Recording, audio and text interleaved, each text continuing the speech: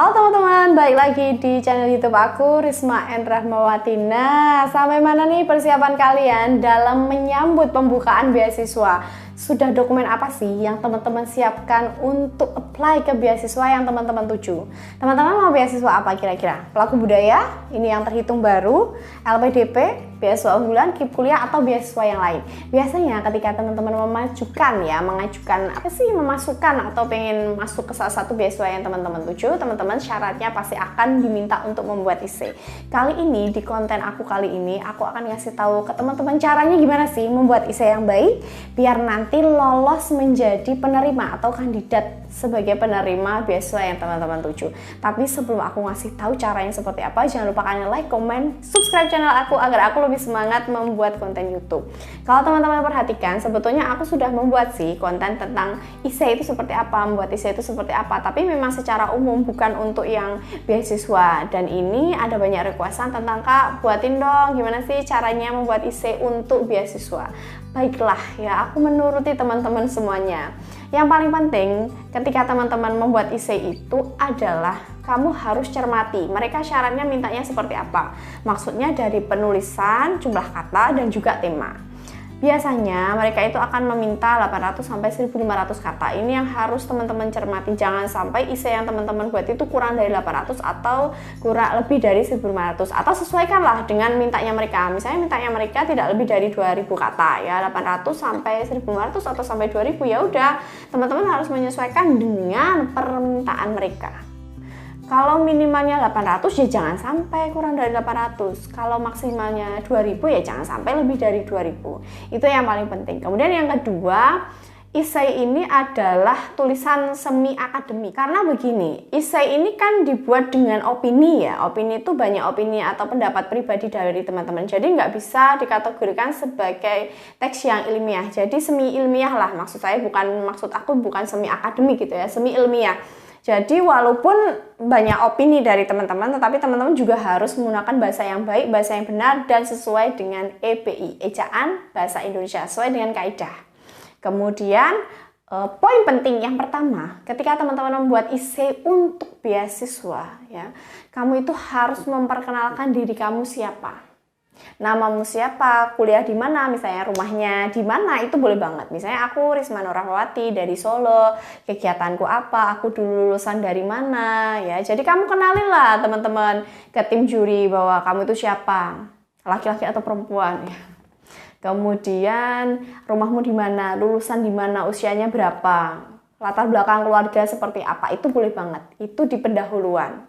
Kemudian setelah teman-teman memperkenalkan diri teman-teman, ya, sebenarnya ketika teman-teman membuat IC yang paling penting itu adalah menjual dirimu. Menjual diri itu bukan arti yang negatif ya, mohon maaf, tetapi lebih ke arti yang positif. Sebetulnya kamu itu siapa sih?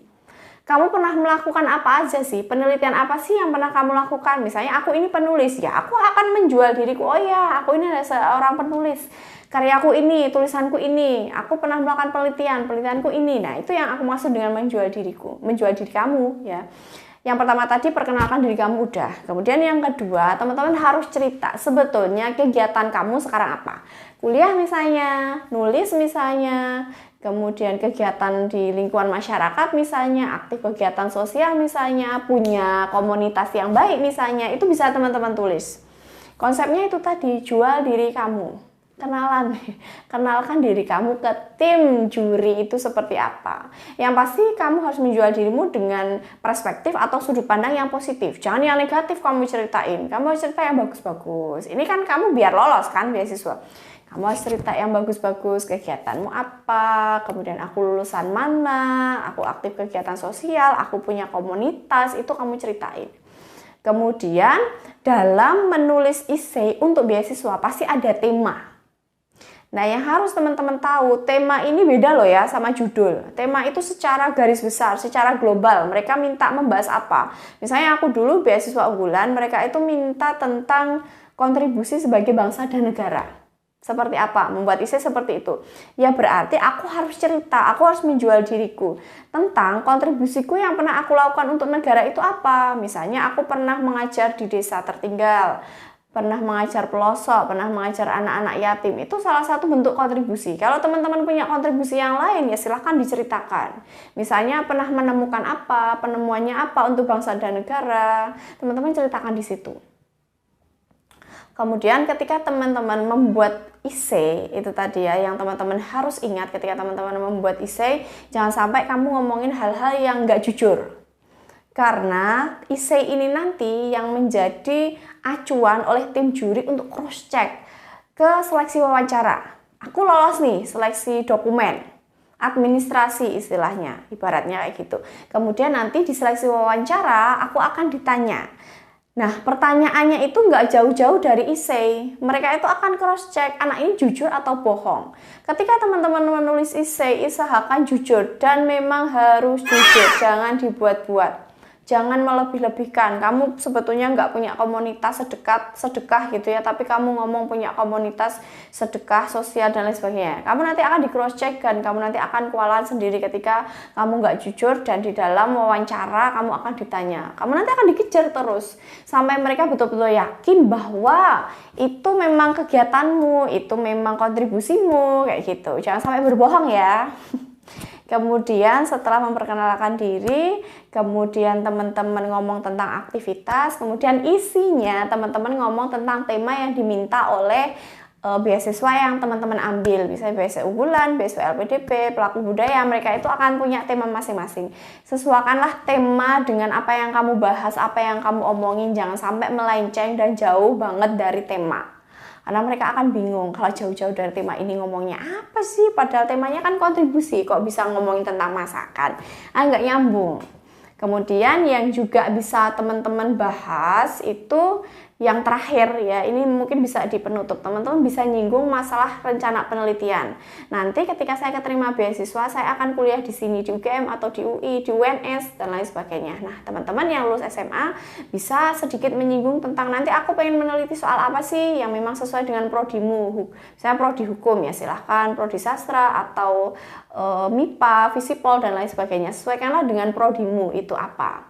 Nah, teman-teman nanti bisa cerita di bab-bab yang terakhir, nulis essay yang terakhir itu ya, yang hampir penutup itu kan, essay itu kan ada pendahuluannya ya, pendahuluan itu kamu tadi cerita tentang siapa diri kamu, isi, nah isi itu tadi udah ngomong tentang kegiatanmu apa, kemudian ngomong tentang berkaitan dengan tema besar, kontribusimu itu seperti apa. Nah, di penutup teman-teman ini bisa ngomong tentang nanti aku mau penelitian apa sih, misalnya S1 mau ke SMA berarti aku mau skripsi tentang apa, yang S1 ke S2 mau tesis apa, yang S2 ke S3 mau disertasi apa dan lain sebagainya. Kamu nanti ngomong aja rencana penelitianmu apa, meneliti apa yang sesuai dengan prodi yang kamu ambil di universitas. Dan kemudian yang terakhir, kamu harus meyakinkan tim juri bahwa kenapa sih aku ini menjadi kandidat yang cocok untuk menerima beasiswa LPDP misalnya, beasiswa unggulan misalnya, atau beasiswa yang lain. Kamu harus meyakinkan di bab penutup. Itu kamu yakinkan ke tim juri. Kenapa? Oh ya, karena aku tuh memang sudah pernah mengajar, sudah berkontribusi, kemudian saya tuh orangnya jujur, saya akan mempertanggungjawabkan uang yang sudah diberikan negara untuk saya memang betul-betul sekolah, tidak saya gunakan untuk macam-macam.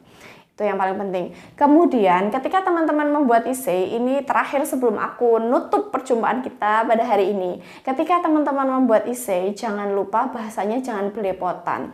Rapi, kanan kiri rapi, paragrafnya jelas ya. Paragraf pertama, paragraf kedua, paragraf yang ketiga. Jadi ketika membuat essay itu jangan lujur aja, maksudnya jangan lurus aja, harus ada paragrafnya, harus ada jedanya, titik komanya harus jelas. Kemudian ejaannya juga harus bagus, walaupun ini tuh cerita tentang diri kita, lebih kepada opini. Jangan sampai tim juri itu akan beranggapan bahwa ini essay-nya kok berantakan, asal-asalan membuatnya, kayak gitu.